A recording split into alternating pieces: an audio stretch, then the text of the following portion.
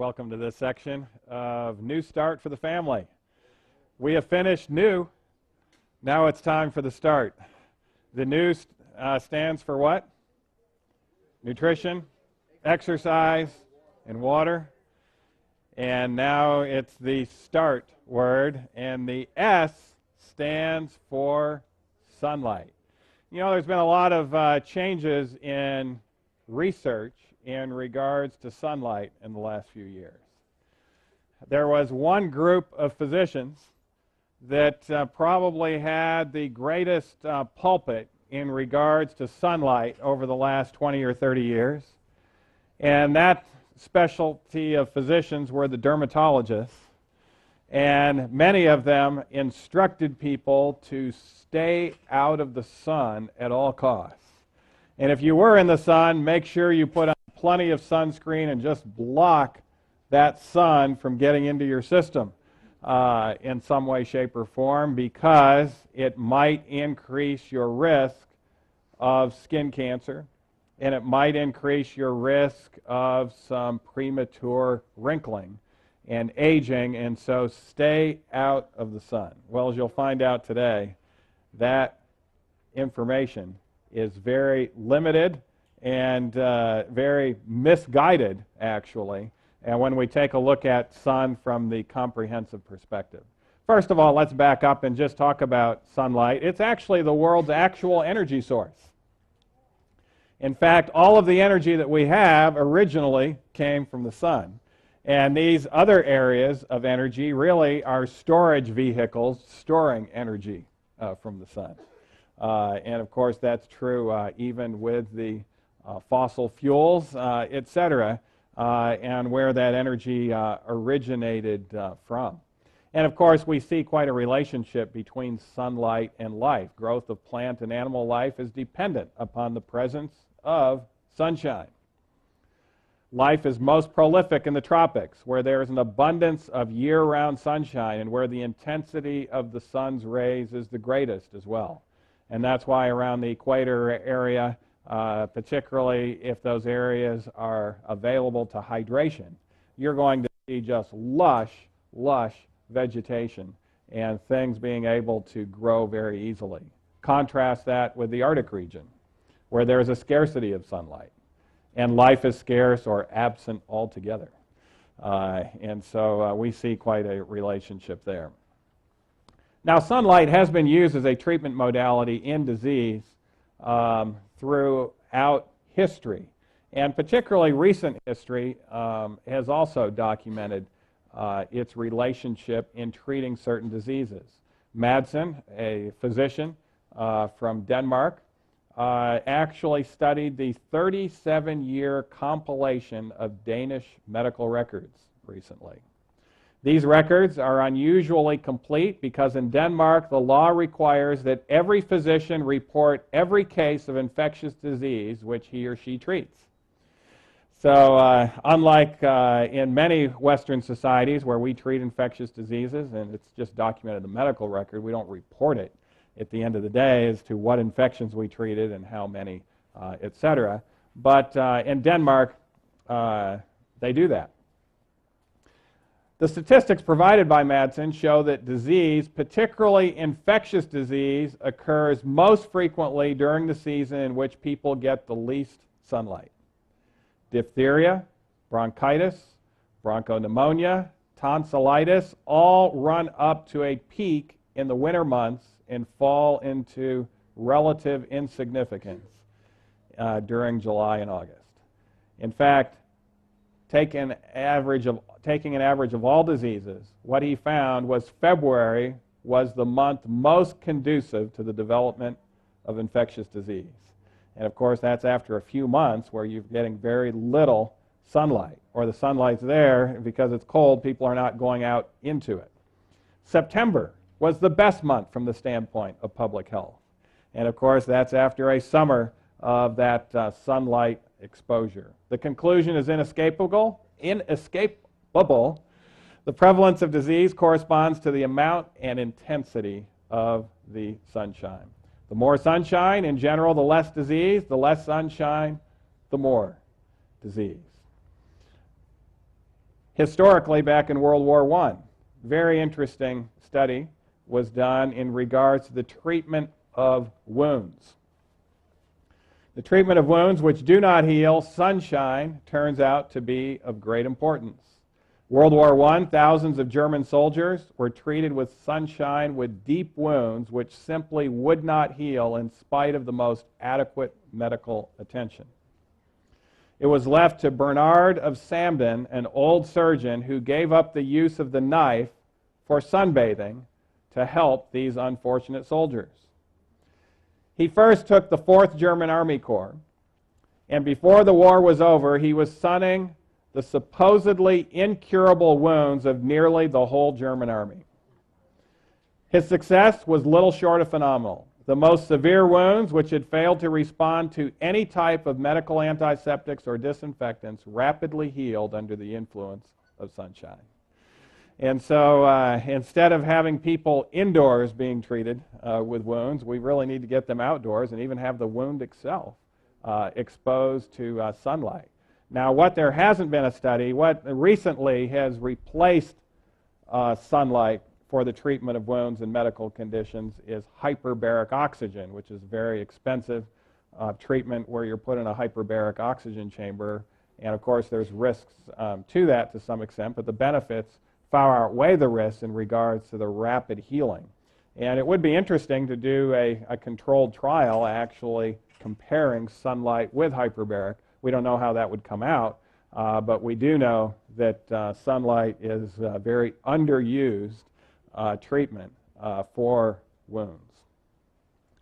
Now, there are several advantages of timing in regards to your exposure of sunlight. Morning sunlight turns out to be very important for human beings to be exposed to.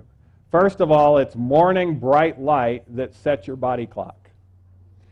And so when you get up in the morning, if you're exposed to bright light within 10 minutes of awakening, that's going to set your body clock. And by setting that body clock on a regular schedule every day, you are going to be far healthier.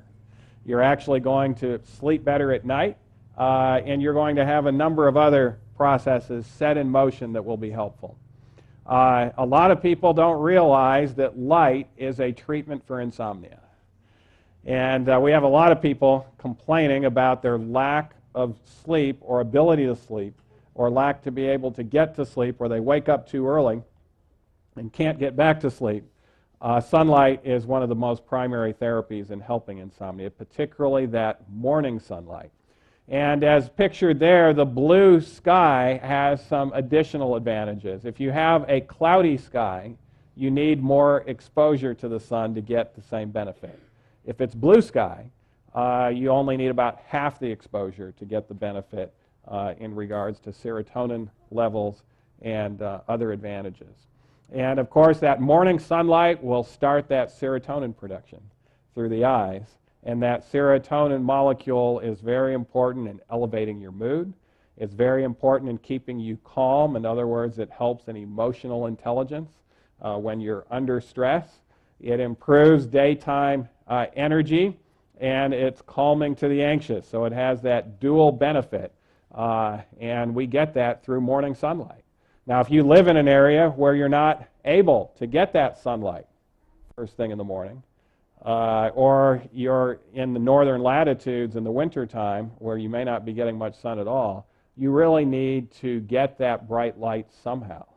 And the people up in Norway, for instance, they're very familiar with this need, because all of them will suffer from insomnia and depression in the wintertime unless they're exposed to bright light.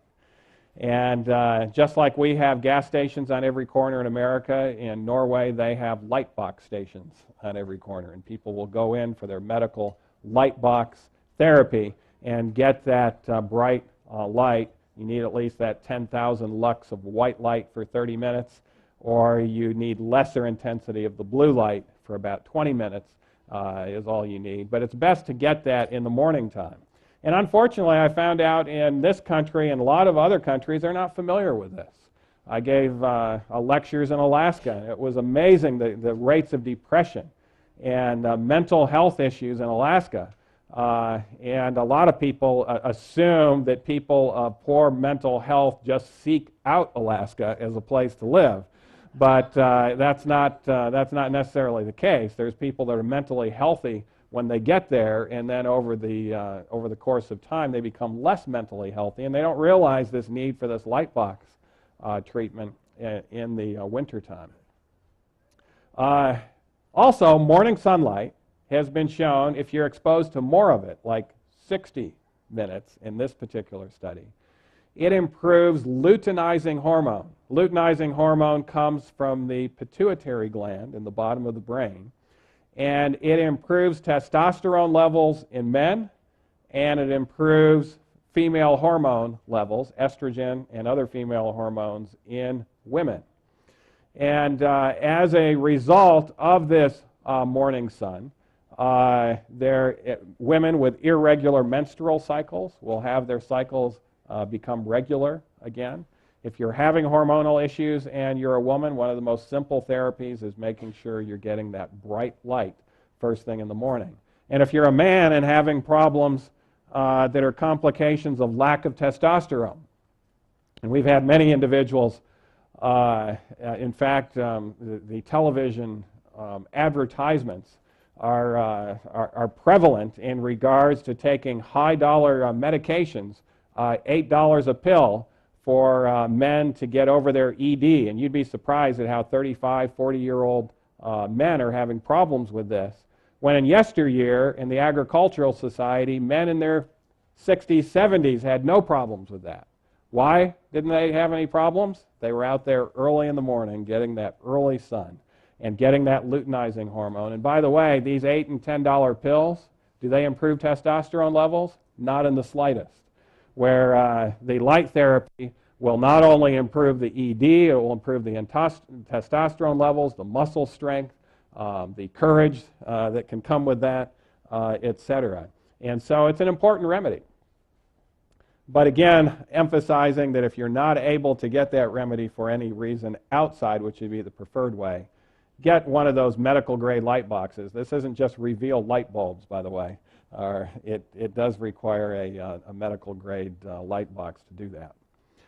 However, it's not just morning sun and morning light that's important. Midday sunlight is also important. What do we get from midday sunlight? Ultraviolet B rays. And when they come in contact with the skin, the morning light you want to get through the eyes. The daytime light you want to get through the skin. It produces vitamin D under that skin. And in the last 10 years, there have been literally hundreds and thousands of studies on vitamin D and its relationship to health. That midday sunlight of getting your vitamin D is best obtained from 11 a.m. to 2 p.m. And so there's just a 3-hour window in most months to get that. And if it is summertime, in other words, June and July in particular, these months, and if you're fair-skinned, if you get out in the sun in shorts and a tank top, it will only take 10 minutes for you to have 10,000 units of vitamin D produced in you. And that's a significant amount. The nice thing about getting it from the sun is you don't have to worry about overdosage. And so you could actually get 50,000 units, which is the prescription vitamin D if you're short in vitamin D, but you also want to avoid that sunburn as well. Now, if you're very dark-skinned, if you're extremely dark-skinned, you will need up to 30 times that exposure. So that might mean 3 hours of exposure to get 10,000 units. Now, you don't need 10,000 units every day. The average individual from the sun needs only about 1,000 to 2,000 units every day. But if you're way behind in vitamin D and your vitamin D levels are extremely low, that's when we would recommend getting 10,000 or more units every day until your vitamin D levels have a chance to get up. And sometimes 50,000 units a day in a pill form is necessary for those that are very low in vitamin D until they catch up, and then after that they can keep up with just rather minimal sun exposure. So June and early July, You can actually get vitamin D anywhere from 10 o'clock in the morning to 3 o'clock in the afternoon. That's a significant advantage if you live in the northern hemisphere. November through February, you can't get vitamin D at all if you live north of the 42nd parallel. So even at high noon, if you're north of the 42nd parallel, you can't produce vitamin D. Well, what can these individuals do? Actually, if they get enough vitamin D through the other months, vitamin D is stored in the fat. It's a fat-soluble vitamin. And so one of the advantages is if you're out and getting a lot of summer sun, it can store you over to some extent. When the individual has that time of November through February, they may want to go ahead and just take a vitamin D supplement to be sure that they're there. There's the 42nd parallel, and that's the 42nd parallel in the northern hemisphere. And that line in the United States goes through Boston, Massachusetts. It goes through Chicago, Illinois, and it goes through the northern border of California. And so above that, you're not going to be able to get vitamin D November through February. Now, the 42nd parallel on the southern hemisphere, you don't have to worry about so much. That's just the bottom portion of Chile and Antarctica. And so everyone else lives in places where they can get vitamin D, even in the winter months, which would be, June and July, in May, etc., in Australia and the southern hemisphere. Well, let's summarize a number of these studies in regards to the advantages of getting vitamin D from the sun. First, you'll never get overdosed from the sun. You can get overdosed from supplements, and if you are taking supplements, you want to get your vitamin D level measured, particularly if you're taking over 4,000 units a day. Most people can take 4,000 units a day very healthfully and not a problem. But if you're getting 10,000 or more units a day, you can get up where you're toxic in vitamin D, can cause bone problems, brittleness, and other problems as well, calcifications in arteries, etc. And then, of course, if you're getting it from the sun, you get other non-vitamin D sunlight advantages like the serotonin and then melatonin at night. If you're not making serotonin in the daytime, you can't make melatonin at night, so you're not getting as restorative a sleep. But remember, in getting it from the sun, avoid the sunburn, particularly those deep sunburns, which increase the risk of melanoma and other problems. A very light sunburn, some of the recent evidence is showing, is not really harmful per se. And so if it's very, very light where you're not going to peel, it doesn't seem to be an issue. If you're an indoor person and you're not getting any outdoor sun, a lot of people have indoor jobs and they can't get outside even for 10 minutes between 11 and 2 in the afternoon. Then you really need to take a vitamin D supplement. So let's take a look at vitamin D, the most studied vitamin in recent years. It helps with calcium and magnesium absorption and prevents osteoporosis. In fact, osteoporosis is much more a problem of vitamin D lack than it is calcium lack. A lot of the emphasis before vitamin D was on getting enough calcium, and studies showed the people who got the most calcium had the most osteoporosis, and it was kind of confusing in regards to that. But the problem was not that they weren't getting enough calcium, they just weren't absorbing the calcium. And you need vitamin D in order to get adequate absorption of both calcium and magnesium. And of course, these minerals are very important in regards to making melatonin, so you get better sleep. Vitamin D is critically important. I don't know how many patients I've had that we found out their vitamin D levels were low, and they didn't even tell me that they had problems sleeping. And we would get their vitamin D levels up, and within a couple, 3 days, they'd be sleeping through the night like a baby and just thinking that that wasn't possible for them anymore. Just by getting enough of that vitamin D, being able to get calcium and magnesium there and making the melatonin. It can help muscle pain. A lot of individuals have been diagnosed with fibromyalgia, and it's actually a problem of vitamin D deficiency. And then we find out their vitamin D levels are low. Adequate vitamin D, the muscle pain is gone, their energy levels improve, and even chronic back pain has been associated with low vitamin D. In fact, if you take a look at all back pain sufferers, you'll see the highest rates of vitamin D deficiency among virtually any group are those with back pain. It's an immune enhancer. Actually, vitamin D is almost misnamed. It's not really a vitamin. It's actually a hormone.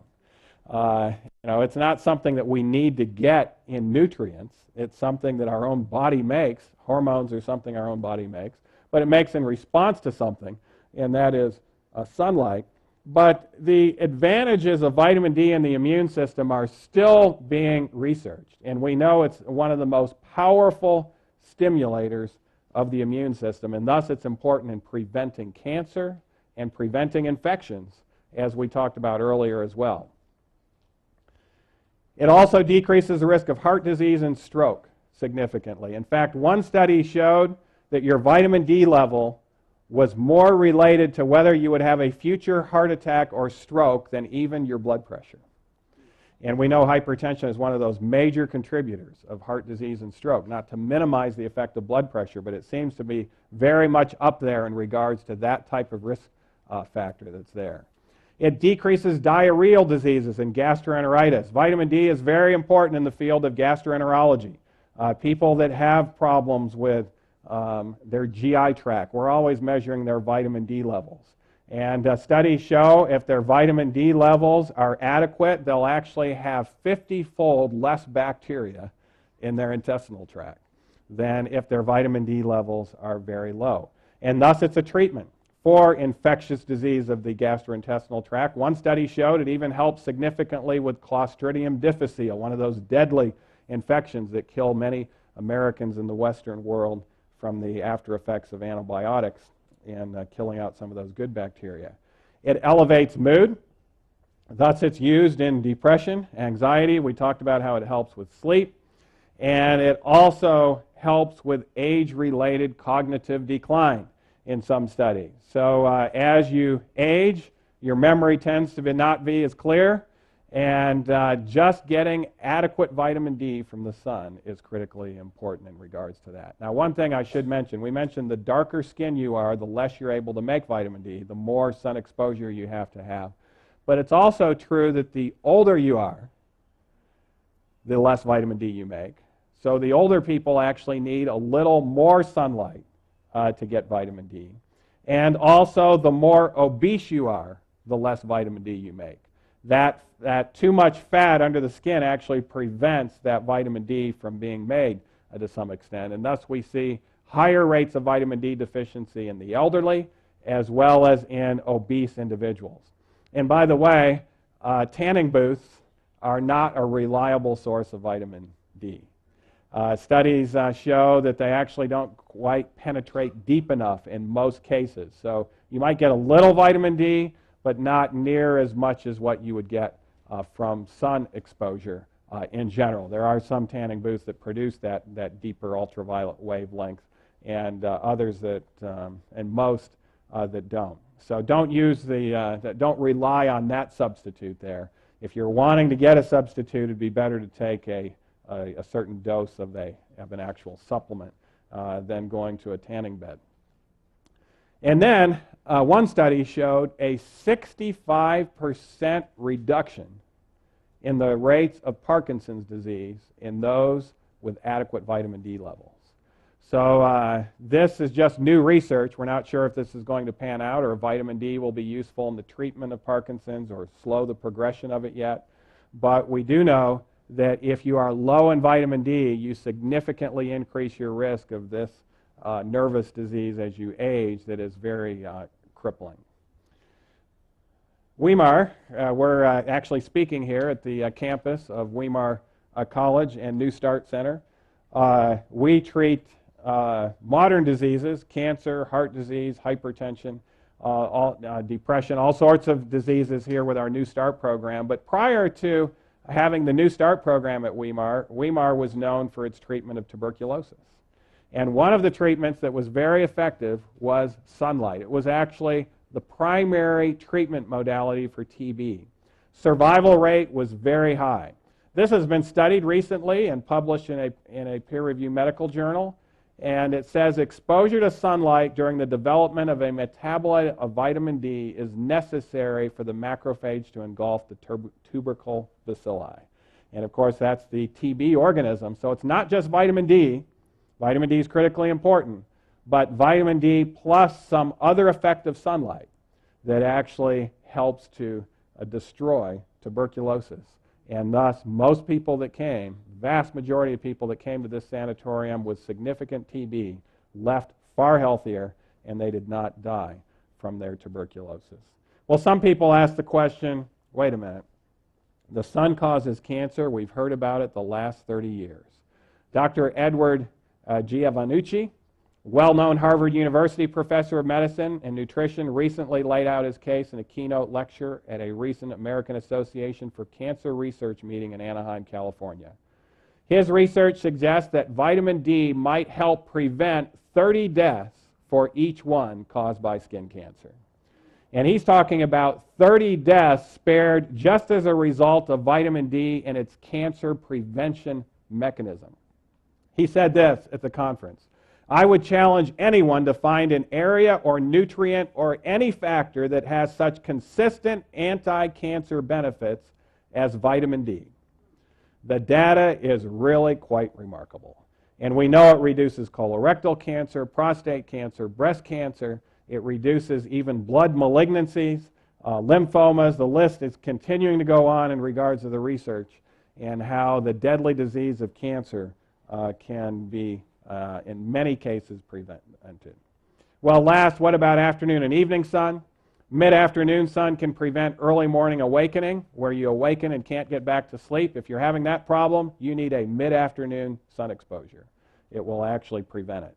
Evening sunlight helps prevent premenstrual tension syndrome and can also assist in keeping you sleeping for 7 to 8 hours before awakening. So our premenstrual tension patients, we actually have them exposed either to a light box or sunlight 7 p.m. Very helpful. They're not getting vitamin D then, but it's that light through the eyes that's very important in preventing and treating that.